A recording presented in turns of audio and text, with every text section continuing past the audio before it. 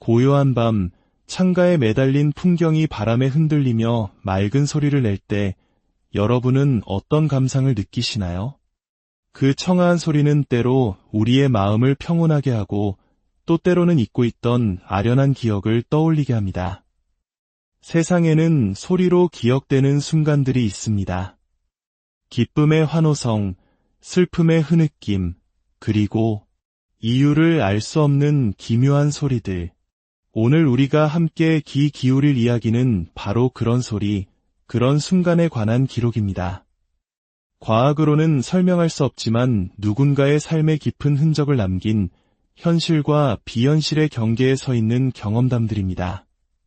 본격적인 이야기에 앞서 여러분의 구독과 좋아요는 저희가 잊혀가는 이야기들을 계속해서 발굴하고 기록하는 데 큰 힘이 됩니다. 이야기를 통해 잠시나마 일상의 번잡함을 잊고 보이지 않는 세계의 신비에 귀 기울이는 시간이 되시기를 바랍니다. 첫 번째 이야기는 유년 시절의 기억이 평생의 이정표가 된 한 남자의 이야기입니다. 제1장 무덤가에 울리던 방울소리. 제가 태어났고 자란 곳은 열가구 남짓이 옹기종기 모여 사는 작은 시골 마을이었습니다.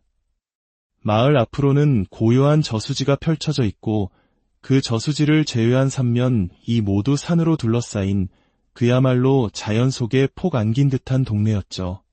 흔한 농촌 마을처럼 조용하고 특별할 것 없는 평화로운 곳이었습니다. 당시 저는 중학교 3학년, 인생의 중요한 갈림길에서 학업에 매진하던 시기였습니다. 원하는 고등학교에 진학하기 위해 저는 방과 후에도 학교에 남아 공부를 하곤 했습니다. 집보다 학교 독서실이 더 집중이 잘 되었기 때문입니다. 저희 집에서 학교로 가려면 마을 왼편에 있는 작은 동산을 하나 넘어야 했는데 그 기리버스를 타고 돌아가는 것과 시간이 비슷해 저는 늘 그 산길을 이용했습니다. 낮에는 아름다운 산책로지만 그 동산은 밤이 되면 전혀 다른 얼굴을 했습니다. 유독 묘지가 많은 곳이라 해가 지고 나면 칠흑 같은 어둠과 함께 스산한 기운이 감돌았죠. 매일같이 다니는 길이었음에도 불구하고 그 밤의 음산한 좀처럼 익숙해지지 않았습니다. 그날도 마을 회관 공부방에서 밤 10시가 조금 넘어 집으로 향하고 있었습니다. 유난히 달빛 한 점 없는 칠흑 같은 밤이었습니다. 잠시 망설였습니다. 평소보다 음산한 기운에 30분이 더 걸리더라도 큰 길로 돌아갈까 고민했죠.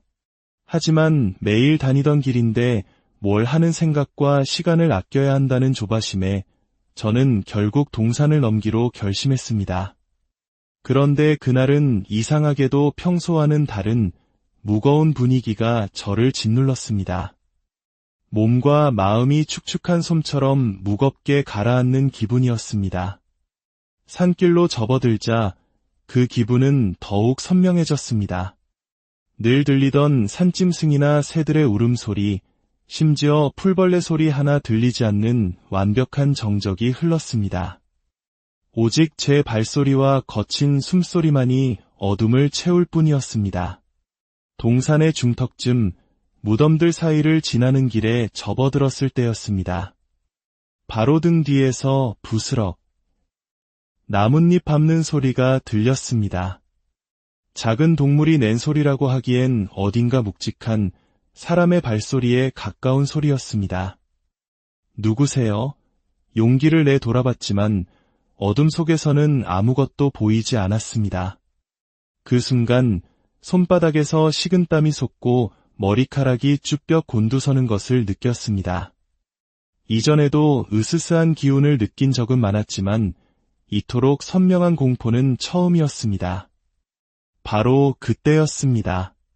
그 정적을 깨고 너무나도 선명한 소리가 들려왔습니다. 딸랑, 딸랑, 딸랑. 정확히 3번, 막지만 소름 끼치는 방울 소리가 울렸습니다. 그리고 그 뒤부터는 제 걸음에 맞춰 방울 소리가 따라오기 시작했습니다. 제가 한 걸음을 떼면 딸랑, 또 한 걸음을 떼면 딸랑. 마치 제 발목에 방울이라도 매달아 놓은 것처럼 그 소리는 끈질기게 저를 따라왔습니다. 공포에 질린 저는 용기를 내어 다시 한번 뒤를 돌아보았습니다. 있었습니다. 확실히 무언가가 있었습니다. 어둠 속 나무들 사이로 새하얀 형체가 미동도 없이 서 있었습니다. 그 형체를 확인한 순간 이성의 끈이 끊어졌습니다.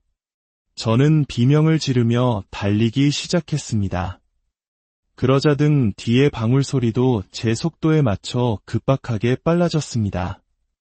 눈에서는 뜨거운 눈물이 쏟아졌고 저는 엄마, 아빠를 외치며 경사진 비탈길을 정신없이 뛰어내렸습니다.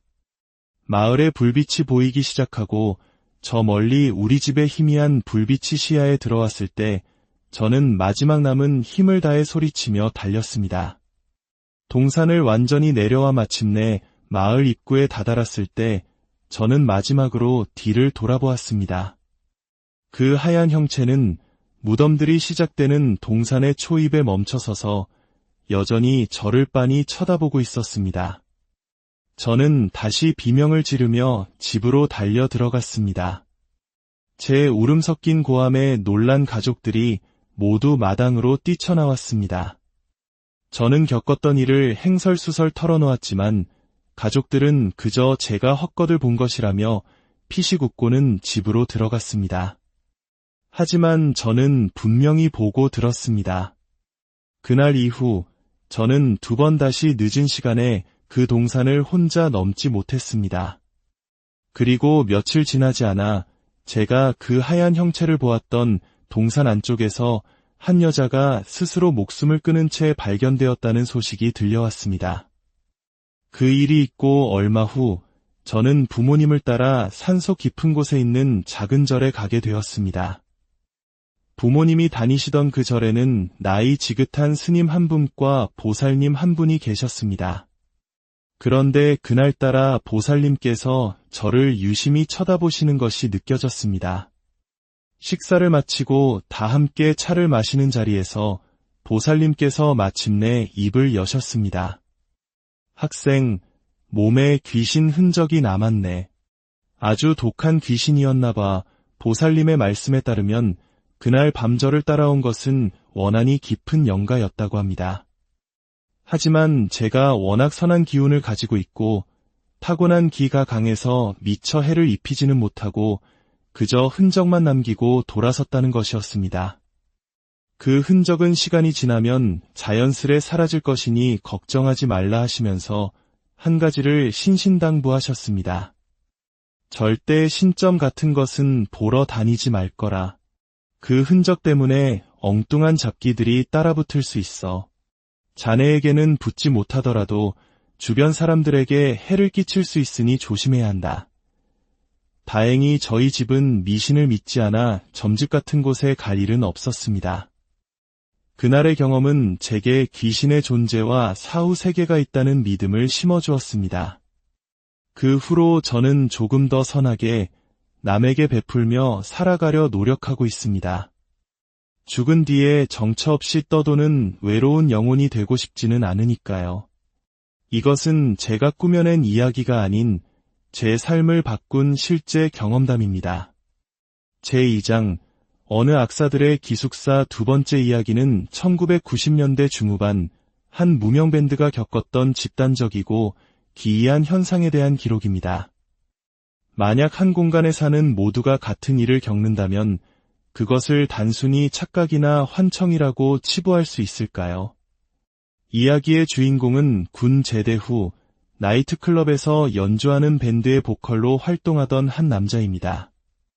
음악에 대한 순수한 열정만으로는 생계를 유지하기 어려워 결국 돈을 좇아 밤무대에 서게 된 것이죠. 당시 나이트클럽 밴드들은 클럽과 3개월에서 1년 단위로 계약을 맺고 전국을 떠도는 철새 같은 삶을 살았습니다. 그렇기에 대부분 클럽에서 제공해주는 숙소에서 단체 생활을 해야 했습니다. 그들이 새로 계약을 맺은 곳은 온양에 위치한 한 호텔 지하의 나이트클럽이었습니다.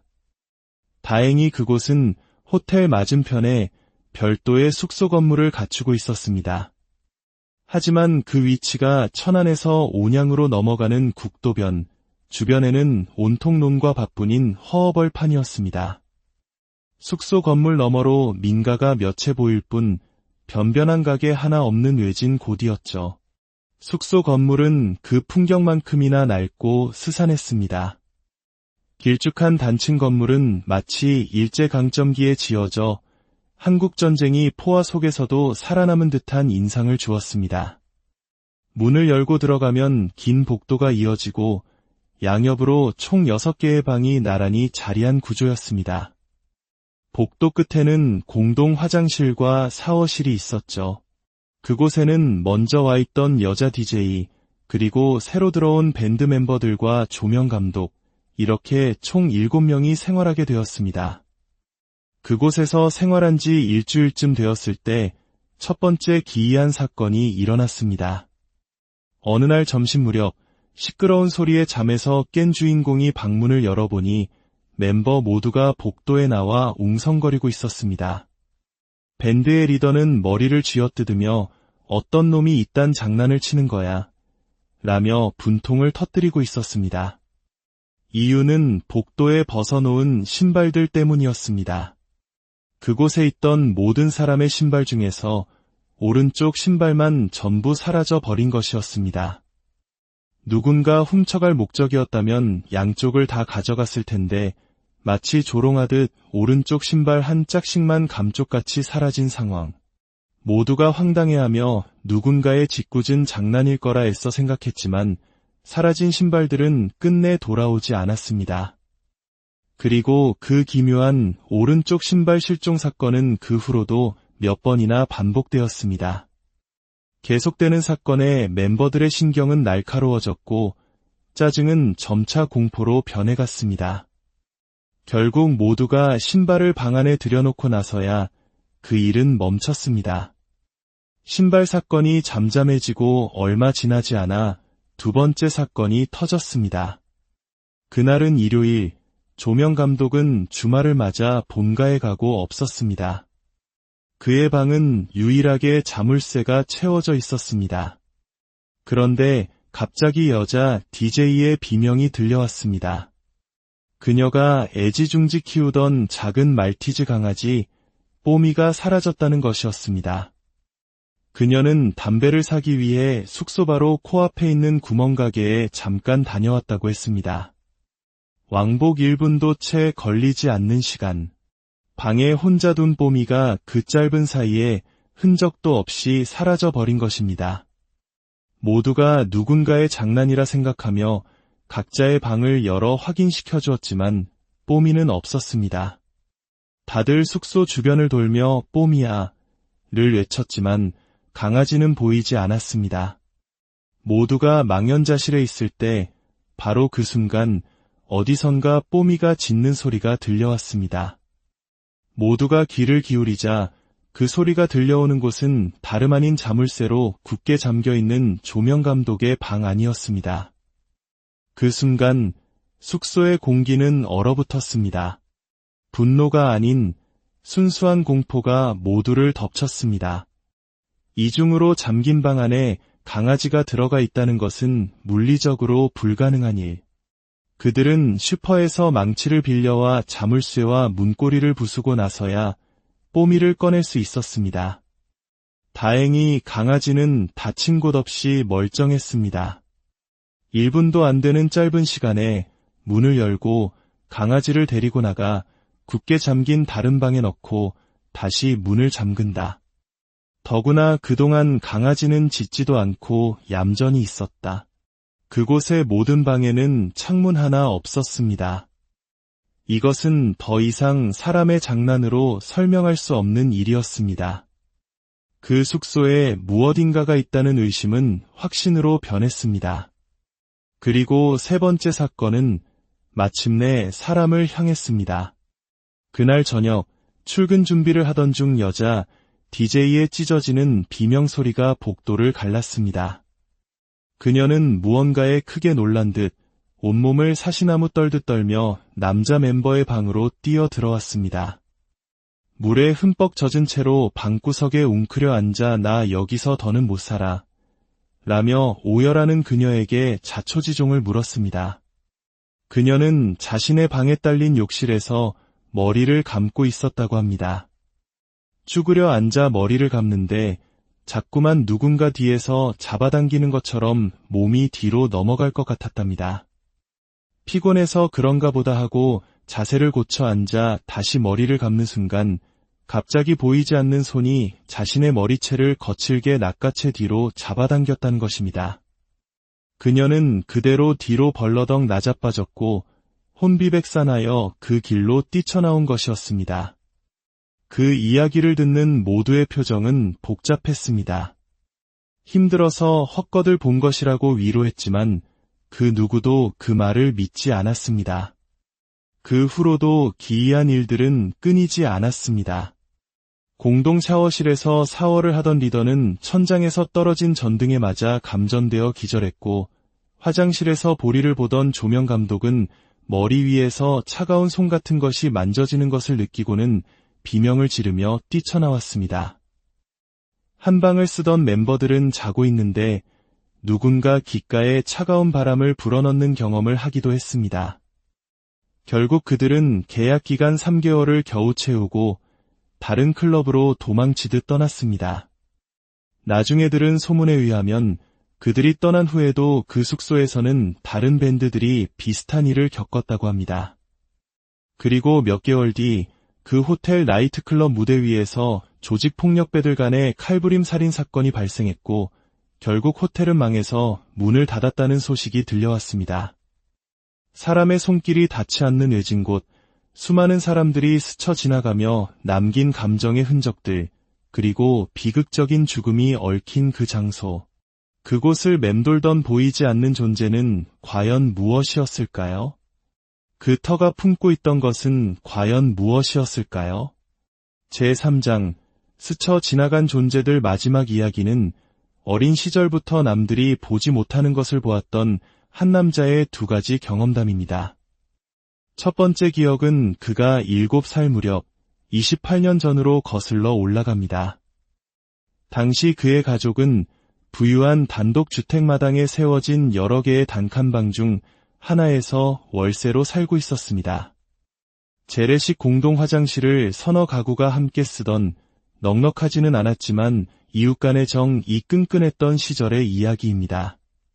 부모님들은 나이대가 비슷해 금세 친해졌고 아이들 역시 한두 살 터울이라 늘 한데 어울려 놀았습니다.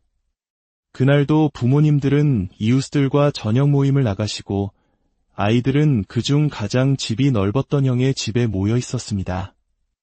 남자아이들은 게임을 하고 여자아이들은 인형놀이를 하던 중 가장 나이가 많던 형이 심심하다며 숨바꼭질을 제안했습니다. 저녁 8시, 불을 끄면 꽤 어두웠던 시간. 가위바위보에서 진 주인공이 술래가 되었습니다. 그는 현관문 앞에서 30을 세고 꼭꼭 숨어라, 머리카락 보일라를 외친 뒤 아이들을 찾아 나섰습니다. 화장실, 거실, 안방을 둘러보았지만 아이들은 보이지 않았습니다. 그때 작은 방 문틈으로 하얀 옷을 입은 누군가가 휙 하고 지나가는 것이 보였습니다. 찾았다. 그는 쾌재를 부르며 작은 방 문을 활짝 열고 외쳤습니다. 찾았다.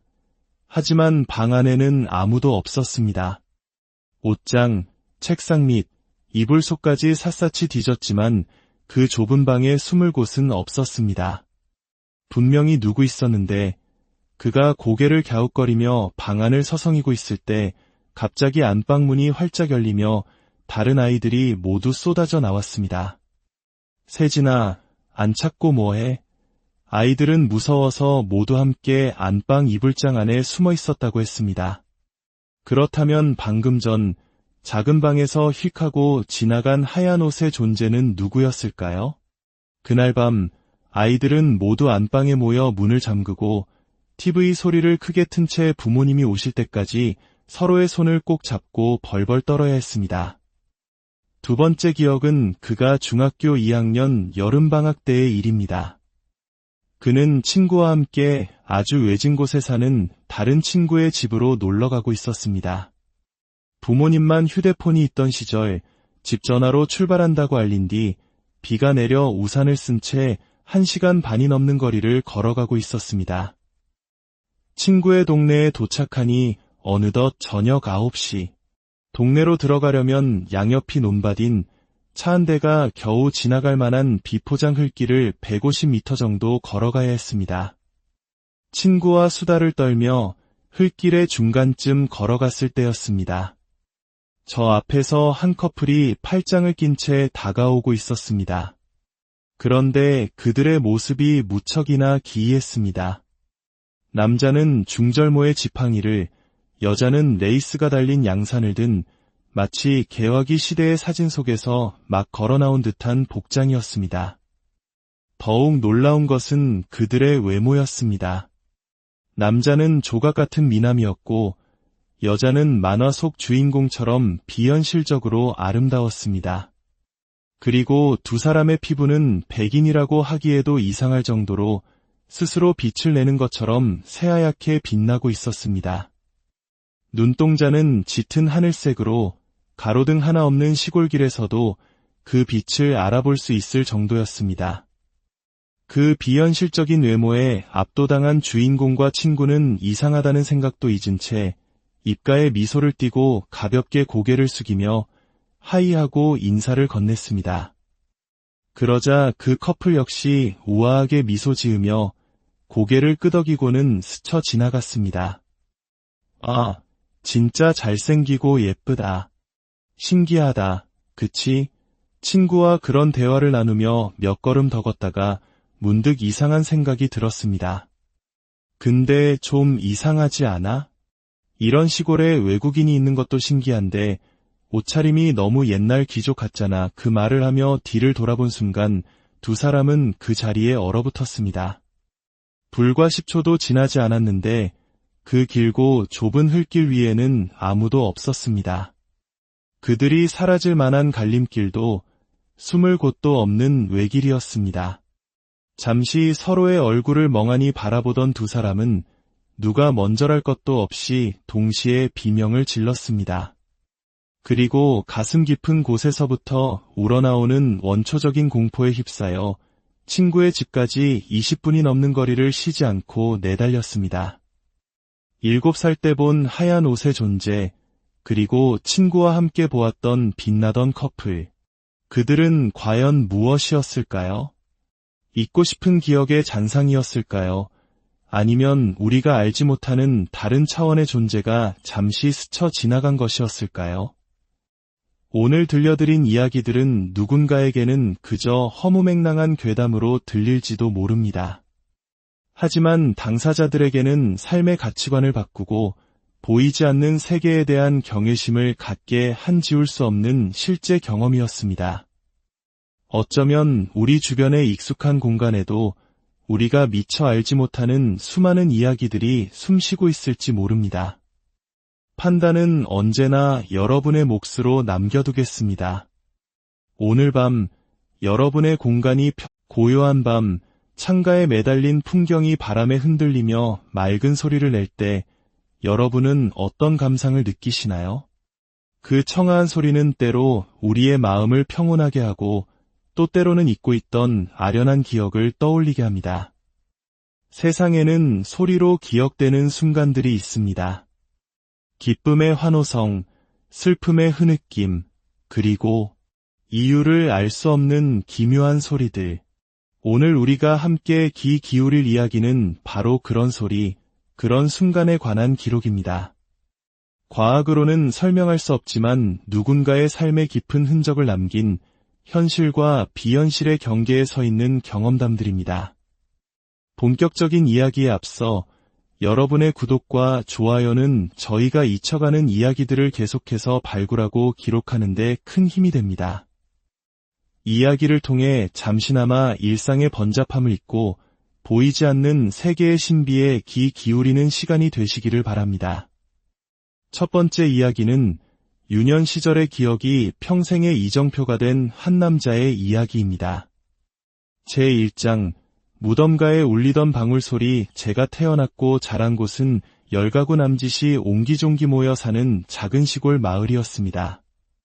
마을 앞으로는 고요한 저수지가 펼쳐져 있고 그 저수지를 제외한 3면이 모두 산으로 둘러싸인 그야말로 자연 속에 폭 안긴 듯한 동네였죠. 흔한 농촌 마을처럼 조용하고 특별할 것 없는 평화로운 곳이었습니다. 당시 저는 중학교 3학년, 인생의 중요한 갈림길에서 학업에 매진하던 시기였습니다. 원하는 고등학교에 진학하기 위해 저는 방과 후에도 학교에 남아 공부를 하고 했습니다. 집보다 학교 독서실이 더 집중이 잘 되었기 때문입니다. 저희 집에서 학교로 가려면 마을 왼편에 있는 작은 동산을 하나 넘어야 했는데 그 기리버스를 타고 돌아가는 것과 시간이 비슷해 저는 늘 그 산길을 이용했습니다. 낮에는 아름다운 산책로지만 그 동산은 밤이 되면 전혀 다른 얼굴을 했습니다. 유독 묘지가 많은 곳이라 해가 지고 나면 칠흑 같은 어둠과 함께 스산한 기운이 감돌았죠. 매일같이 다니는 길이었음에도 불구하고 그 밤의 음산한 만큼은 좀처럼 익숙해지지 않았습니다. 그날도 마을 회관 공부방에서 밤 10시가 조금 넘어 집으로 향하고 있었습니다. 유난히 달빛 한 점 없는 칠흑 같은 밤이었습니다. 잠시 망설였습니다. 평소보다 음산한 기운에 30분이 더 걸리더라도 큰 길로 돌아갈까 고민했죠. 하지만 매일 다니던 길인데 뭘 하는 생각과 시간을 아껴야 한다는 조바심에 저는 결국 동산을 넘기로 결심했습니다. 그런데 그날은 이상하게도 평소와는 다른 무거운 분위기가 저를 짓눌렀습니다. 몸과 마음이 축축한 솜처럼 무겁게 가라앉는 기분이었습니다. 산길로 접어들자 그 기분은 더욱 선명해졌습니다. 늘 들리던 산짐승이나 새들의 울음소리, 심지어 풀벌레 소리 하나 들리지 않는 완벽한 정적이 흘렀습니다. 오직 제 발소리와 거친 숨소리만이 어둠을 채울 뿐이었습니다. 동산의 중턱쯤 무덤들 사이를 지나는 길에 접어들었을 때였습니다. 바로 등 뒤에서 부스럭 나뭇잎 밟는 소리가 들렸습니다. 작은 동물이 낸 소리라고 하기엔 어딘가 묵직한 사람의 발소리에 가까운 소리였습니다. 누구세요? 용기를 내 돌아봤지만 어둠 속에서는 아무것도 보이지 않았습니다. 그 순간 손바닥에서 식은땀이 솟고 머리카락이 쭈뼛 곤두서는 것을 느꼈습니다. 이전에도 으스스한 기운을 느낀 적은 많았지만 이토록 선명한 공포는 처음이었습니다. 바로 그때였습니다. 그 정적을 깨고 너무나도 선명한 소리가 들려왔습니다. 딸랑, 딸랑, 딸랑. 정확히 3번, 막지만 소름 끼치는 방울 소리가 울렸습니다.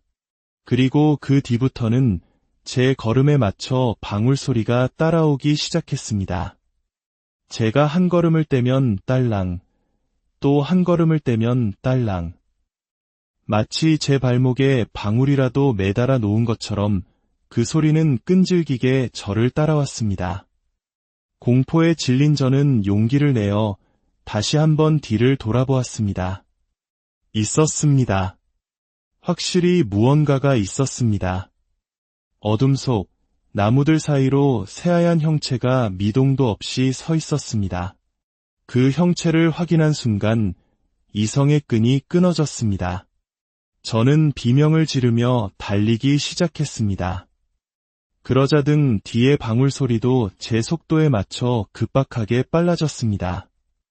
눈에서는 뜨거운 눈물이 쏟아졌고 저는 엄마, 아빠를 외치며 경사진 비탈길을 정신없이 뛰어내렸습니다.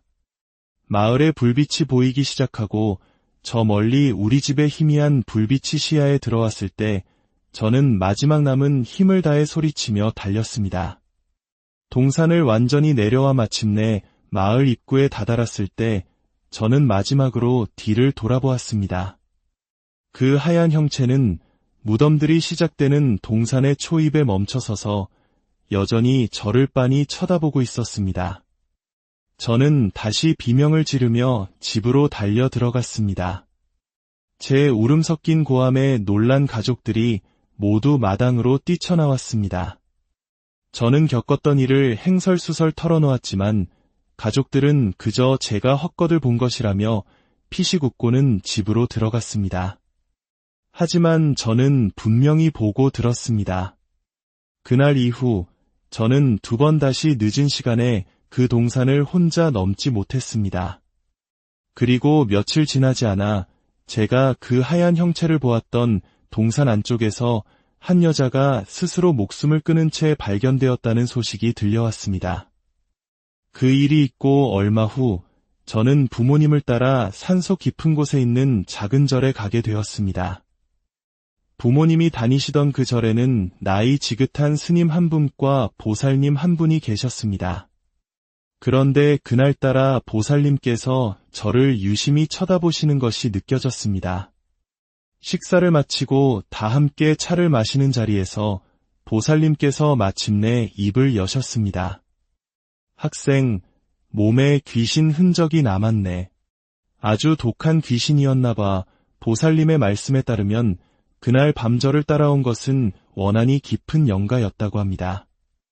하지만 제가 워낙 선한 기운을 가지고 있고 타고난 기가 강해서 미처 해를 입히지는 못하고 그저 흔적만 남기고 돌아섰다는 것이었습니다. 그 흔적은 시간이 지나면 자연스레 사라질 것이니 걱정하지 말라 하시면서 한 가지를 신신당부하셨습니다. 절대 신점 같은 것은 보러 다니지 말 거라. 그 흔적 때문에 엉뚱한 잡기들이 따라붙을 수 있어. 자네에게는 붙지 못하더라도 주변 사람들에게 해를 끼칠 수 있으니 조심해야 한다. 다행히 저희 집은 미신을 믿지 않아 점집 같은 곳에 갈 일은 없었습니다. 그날의 경험은 제게 귀신의 존재와 사후 세계가 있다는 믿음을 심어주었습니다. 그 후로 저는 조금 더 선하게 남에게 베풀며 살아가려 노력하고 있습니다. 죽은 뒤에 정처 없이 떠도는 외로운 영혼이 되고 싶지는 않으니까요. 이것은 제가 꾸며낸 이야기가 아닌 제 삶을 바꾼 실제 경험담입니다. 제2장 어느 악사들의 기숙사 2번째 이야기는 1990년대 중후반 한 무명 밴드가 겪었던 집단적이고 기이한 현상에 대한 기록입니다. 만약 한 공간에 사는 모두가 같은 일을 겪는다면 그것을 단순히 착각이나 환청이라고 치부할 수 있을까요? 이야기의 주인공은 군 제대 후 나이트클럽에서 연주하는 밴드의 보컬로 활동하던 한 남자입니다. 음악에 대한 순수한 열정만으로는 생계를 유지하기 어려워 결국 돈을 쫓아 밤무대에 서게 된 것이죠. 당시 나이트클럽 밴드들은 클럽과 3개월에서 1년 단위로 계약을 맺고 전국을 떠도는 철새 같은 삶을 살았습니다.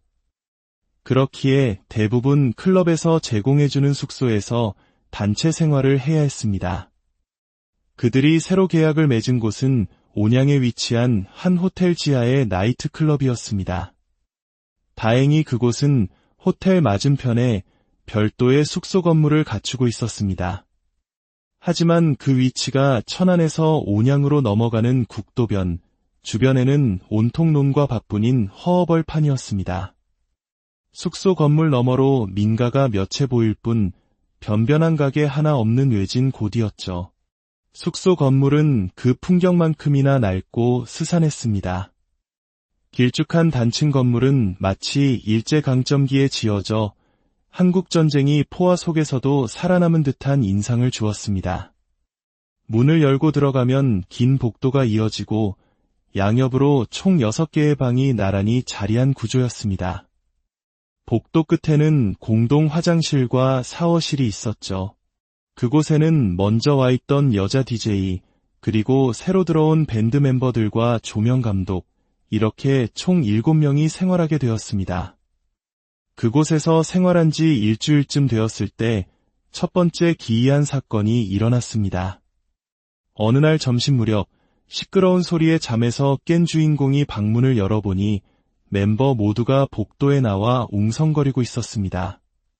밴드의 리더는 머리를 쥐어뜯으며 어떤 놈이 이딴 장난을 치는 거야 라며 분통을 터뜨리고 있었습니다. 이유는 복도에 벗어놓은 신발들 때문이었습니다. 그곳에 있던 모든 사람의 신발 중에서 오른쪽 신발만 전부 사라져 버린 것이었습니다. 누군가 훔쳐갈 목적이었다면 양쪽을 다 가져갔을 텐데 마치 조롱하듯 오른쪽 신발 한 짝씩만 감쪽같이 사라진 상황. 모두가 황당해하며 누군가의 짓궂은 장난일 거라 애써 생각했지만 사라진 신발들은 끝내 돌아오지 않았습니다. 그리고 그 기묘한 오른쪽 신발 실종 사건은 그 후로도 몇 번이나 반복되었습니다. 계속되는 사건에 멤버들의 신경은 날카로워졌고 짜증은 점차 공포로 변해갔습니다. 결국 모두가 신발을 방 안에 들여놓고 나서야 그 일은 멈췄습니다. 신발 사건이 잠잠해지고 얼마 지나지 않아 두 번째 사건이 터졌습니다. 그날은 일요일, 조명 감독은 주말을 맞아 본가에 가고 없었습니다. 그의 방은 유일하게 자물쇠가 채워져 있었습니다. 그런데 갑자기 여자 DJ의 비명이 들려왔습니다. 그녀가 애지중지 키우던 작은 말티즈 강아지 뽀미가 사라졌다는 것이었습니다. 그녀는 담배를 사기 위해 숙소 바로 코앞에 있는 구멍가게에 잠깐 다녀왔다고 했습니다. 왕복 1분도 채 걸리지 않는 시간. 방에 혼자 둔 뽀미가 그 짧은 사이에 흔적도 없이 사라져 버린 것입니다. 모두가 누군가의 장난이라 생각하며 각자의 방을 열어 확인시켜 주었지만 뽀미는 없었습니다. 다들 숙소 주변을 돌며 뽀미야 를 외쳤지만 강아지는 보이지 않았습니다. 모두가 망연자실해 있을 때 바로 그 순간 어디선가 뽀미가 짖는 소리가 들려왔습니다. 모두가 귀를 기울이자 그 소리가 들려오는 곳은 다름 아닌 자물쇠로 굳게 잠겨있는 조명 감독의 방 안이었습니다. 그 순간 숙소의 공기는 얼어붙었습니다. 분노가 아닌 순수한 공포가 모두를 덮쳤습니다. 이중으로 잠긴 방 안에 강아지가 들어가 있다는 것은 물리적으로 불가능한 일. 그들은 슈퍼에서 망치를 빌려와 자물쇠와 문고리를 부수고 나서야 뽀미를 꺼낼 수 있었습니다. 다행히 강아지는 다친 곳 없이 멀쩡했습니다. 1분도 안 되는 짧은 시간에 문을 열고 강아지를 데리고 나가 굳게 잠긴 다른 방에 넣고 다시 문을 잠근다. 더구나 그동안 강아지는 짖지도 않고 얌전히 있었다. 그곳의 모든 방에는 창문 하나 없었습니다. 이것은 더 이상 사람의 장난으로 설명할 수 없는 일이었습니다. 그 숙소에 무엇인가가 있다는 의심은 확신으로 변했습니다. 그리고 세 번째 사건은 마침내 사람을 향했습니다. 그날 저녁 출근 준비를 하던 중 여자 DJ의 찢어지는 비명소리가 복도를 갈랐습니다. 그녀는 무언가에 크게 놀란 듯 온몸을 사시나무 떨듯 떨며 남자 멤버의 방으로 뛰어 들어왔습니다. 물에 흠뻑 젖은 채로 방구석에 웅크려 앉아 나 여기서 더는 못 살아 라며 오열하는 그녀에게 자초지종을 물었습니다.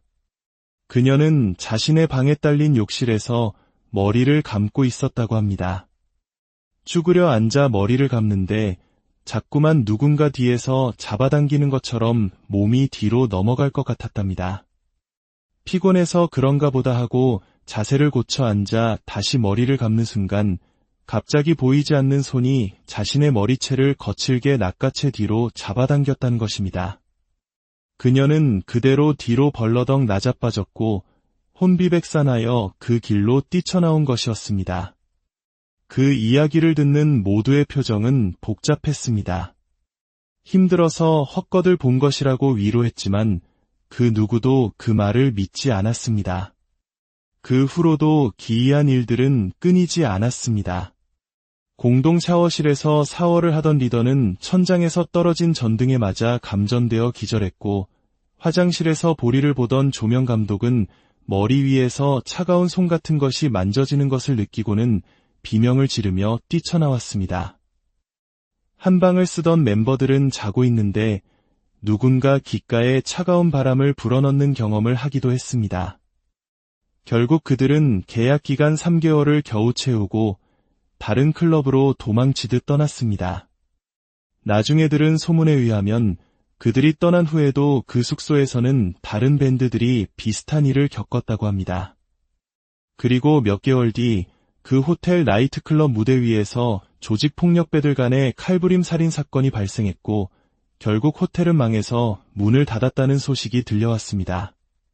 사람의 손길이 닿지 않는 외진 곳, 수많은 사람들이 스쳐 지나가며 남긴 감정의 흔적들, 그리고 비극적인 죽음이 얽힌 그 장소. 그곳을 맴돌던 보이지 않는 존재는 과연 무엇이었을까요? 그 터가 품고 있던 것은 과연 무엇이었을까요? 제3장, 스쳐 지나간 존재들 마지막 이야기는 어린 시절부터 남들이 보지 못하는 것을 보았던 한 남자의 2가지 경험담입니다. 첫 번째 기억은 그가 7살 무렵 28년 전으로 거슬러 올라갑니다. 당시 그의 가족은 부유한 단독주택마당에 세워진 여러 개의 단칸방 중 하나에서 월세로 살고 있었습니다. 재래식 공동 화장실을 서너 가구가 함께 쓰던 넉넉하지는 않았지만 이웃 간의 정이 끈끈했던 시절의 이야기입니다.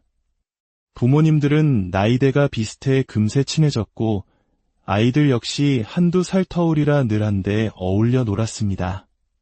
그날도 부모님들은 이웃들과 저녁 모임을 나가시고 아이들은 그중 가장 집이 넓었던 형의 집에 모여 있었습니다. 남자아이들은 게임을 하고 여자아이들은 인형놀이를 하던 중 가장 나이가 많던 형이 심심하다며 숨바꼭질을 제안했습니다. 저녁 8시, 불을 끄면 꽤 어두웠던 시간, 가위바위보에서 진 주인공이 술래가 되었습니다. 그는 현관문 앞에서 30을 세고 꼭꼭 숨어라, 머리카락 보일라를 외친 뒤 아이들을 찾아 나섰습니다. 화장실, 거실, 안방을 둘러보았지만 아이들은 보이지 않았습니다. 그때 작은 방 문틈으로 하얀 옷을 입은 누군가가 휙 하고 지나가는 것이 보였습니다. 찾았다. 그는 쾌재를 부르며 작은 방 문을 활짝 열고 외쳤습니다. 찾았다. 하지만 방 안에는 아무도 없었습니다. 옷장, 책상 및 이불 속까지 샅샅이 뒤졌지만 그 좁은 방에 숨을 곳은 없었습니다. 분명히 누구 있었는데 그가 고개를 갸웃거리며 방 안을 서성이고 있을 때 갑자기 안방문이 활짝 열리며 다른 아이들이 모두 쏟아져 나왔습니다. 세진아, 안 찾고 뭐해? 아이들은 무서워서 모두 함께 안방 이불장 안에 숨어 있었다고 했습니다. 그렇다면 방금 전 작은 방에서 휙 하고 지나간 하얀 옷의 존재는 누구였을까요? 그날 밤 아이들은 모두 안방에 모여 문을 잠그고 TV 소리를 크게 튼 채 부모님이 오실 때까지 서로의 손을 꼭 잡고 벌벌 떨어야 했습니다. 2번째 기억은 그가 중학교 2학년 여름방학 때의 일입니다. 그는 친구와 함께 아주 외진 곳에 사는 다른 친구의 집으로 놀러가고 있었습니다. 부모님만 휴대폰이 있던 시절 집 전화로 출발한다고 알린 뒤 비가 내려 우산을 쓴 채 1시간 반이 넘는 거리를 걸어가고 있었습니다. 친구의 동네에 도착하니 어느덧 저녁 9시. 동네로 들어가려면 양옆이 논밭인 차 한 대가 겨우 지나갈 만한 비포장 흙길을 150m 정도 걸어가야 했습니다. 친구와 수다를 떨며 흙길의 중간쯤 걸어갔을 때였습니다. 저 앞에서 한 커플이 팔짱을 낀 채 다가오고 있었습니다. 그런데 그들의 모습이 무척이나 기이했습니다. 남자는 중절모의 지팡이를, 여자는 레이스가 달린 양산을 든 마치 개화기 시대의 사진 속에서 막 걸어나온 듯한 복장이었습니다. 더욱 놀라운 것은 그들의 외모였습니다.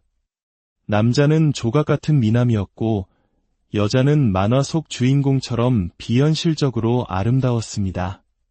그리고 두 사람의 피부는 백인이라고 하기에도 이상할 정도로 스스로 빛을 내는 것처럼 새하얗게 빛나고 있었습니다.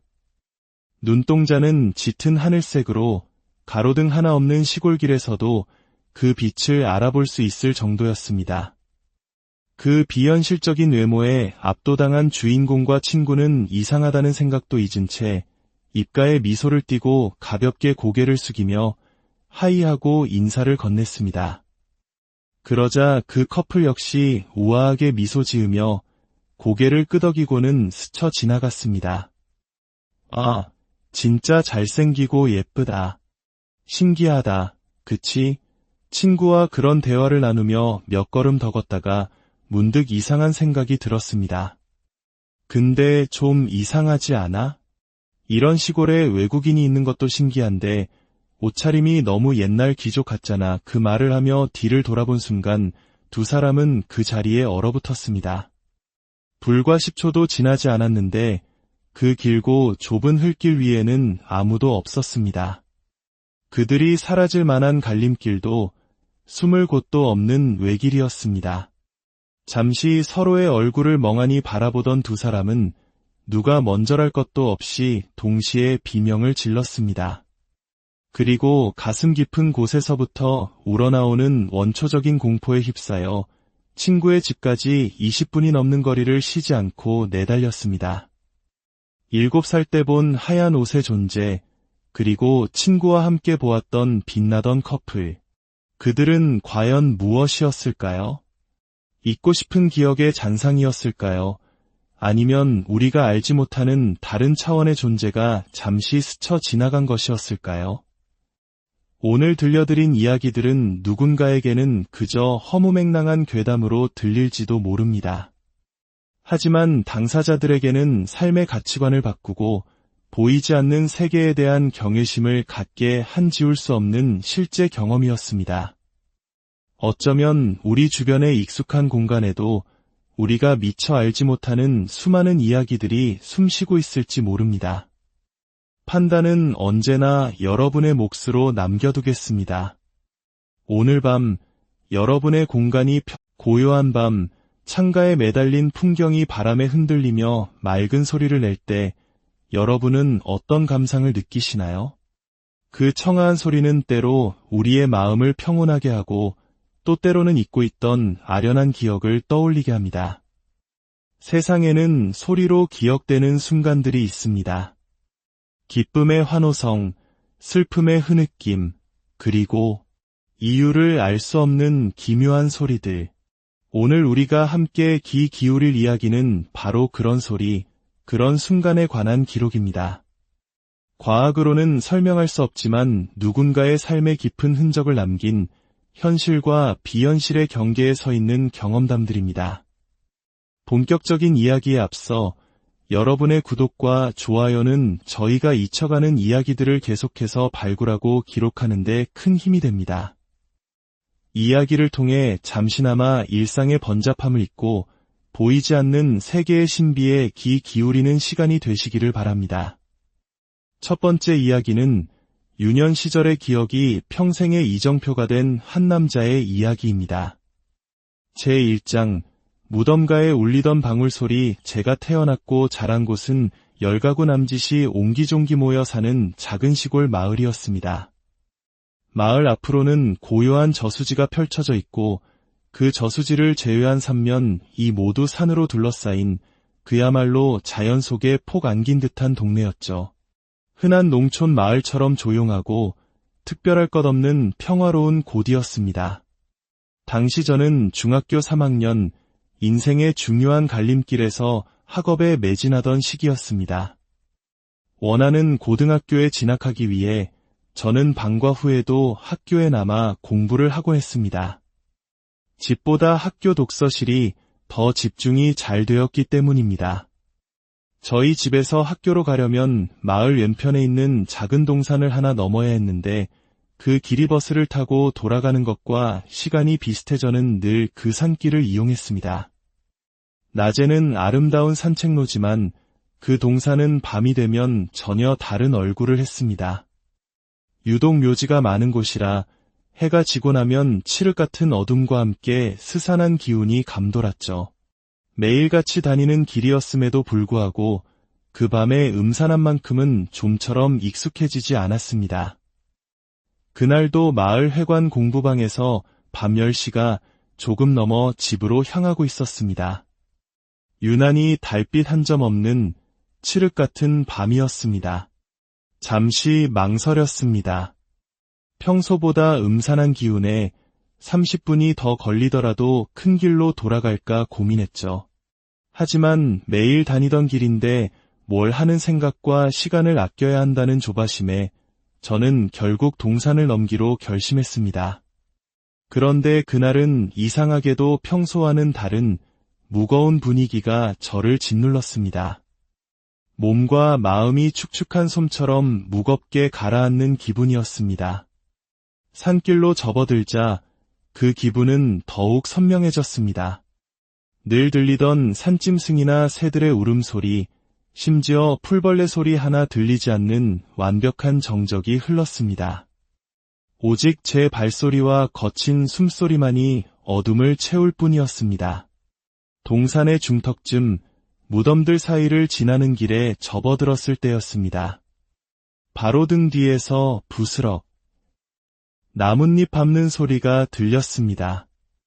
작은 동물이 낸 소리라고 하기엔 어딘가 묵직한 사람의 발소리에 가까운 소리였습니다.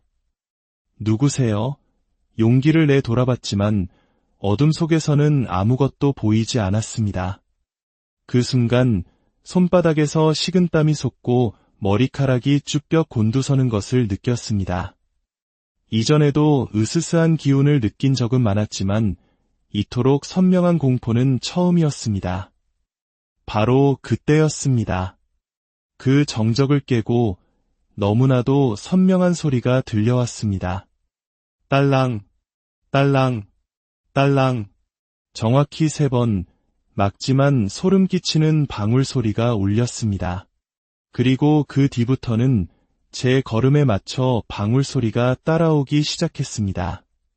제가 한 걸음을 떼면 딸랑, 또 한 걸음을 떼면 딸랑. 마치 제 발목에 방울이라도 매달아 놓은 것처럼 그 소리는 끈질기게 저를 따라왔습니다. 공포에 질린 저는 용기를 내어 다시 한번 뒤를 돌아보았습니다. 있었습니다. 확실히 무언가가 있었습니다. 어둠 속 나무들 사이로 새하얀 형체가 미동도 없이 서 있었습니다. 그 형체를 확인한 순간 이성의 끈이 끊어졌습니다. 저는 비명을 지르며 달리기 시작했습니다. 그러자 등 뒤의 방울 소리도 제 속도에 맞춰 급박하게 빨라졌습니다.